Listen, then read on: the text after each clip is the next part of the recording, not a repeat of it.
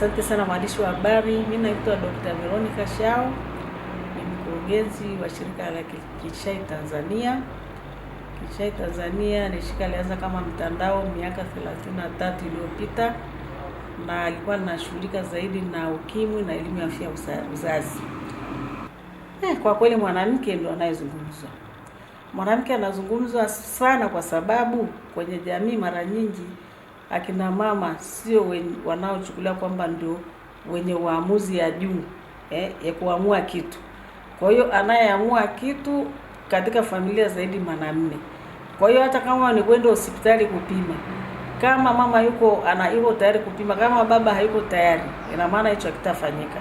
Ina maana kwamba sasa hata kama baba ndio mwenye shida, sio mama, itabaki kuwa ni shida kwa sababu baba hajakubali kwenda. Mama anaweza kama mzima kabisa, baba ndio matatizo, lakini hawataki kwenda. Lakini pia madhara yake ni kwamba wote wanakuwa ni madhara ya pamoja, kwa sababu kama wasipopata watoto wote wanakuwa nasononeka. Lakini kumbe inawezekana tatizo linaweza kutatuliwa na wakapata mtoto. Kwa hiyo wakina mama ndio wanapata madhara makubwa, kwa sababu kwanza ndio wanaachika cha kwanza kabisa. Wewe umeolewa, unaonekana uzai, maneno ni mengi, wanakuchukia wakwe, wanakuchukia mawifi, watu wanakusema mambo mengi nini, labda ulitoka kwenu na laana, unaachika. Na kama sio kuachika, unatengwa. Unaweza ukatengwa ukajikuta uko mwenyewe, mume wako anaanza kutoka sasa, labda anaamua kwenda kutafuta wanawake wengine nje huko, anakuletea labda ugonjwa kama vile virusi vinavyosababisha kansa ya kizazi.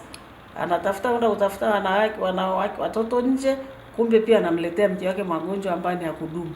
Kumbe tatizo ni moja tu. Na sio kwamba ni mwanamke tu ndio anakuwa na tatizo, hata wanaume. Ndio maana nikasema kwamba wote wana shida. Naweza kama ni kwa mwanamume, kwa mwanamke.